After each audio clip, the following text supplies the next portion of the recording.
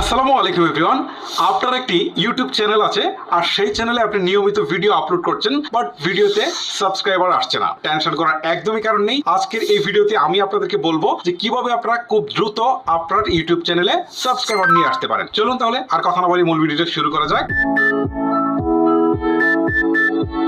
একটা লং ভিডিওর তুলনায় একটা শর্টস ভিডিওর ভিউ কিন্তু 10 থেকে 20 গুণ, ইভেন কখনো কখনো সেটা 100 গুণও ছাড়িয়ে যায়। সো এই ক্ষেত্রে আপনাকে একটা কাজ করতে হবে, সেটা হচ্ছে আপনি যে রিলেটেড ভিডিওই আপনি তৈরি করেন না কেন, অবশ্যই আপনি চেষ্টা করবেন সপ্তাহে যেন 2টা বা 3টা বা প্রতিদিন একটা শর্টস ভিডিও দেওয়ার জন্য। আর শর্টস ভিডিও থেকে যেহেতু বেশি ভিউজ আসবে, সো ভিউজ আসলে তো সাবস্ক্রাইবার পাশাপাশি আসবেই।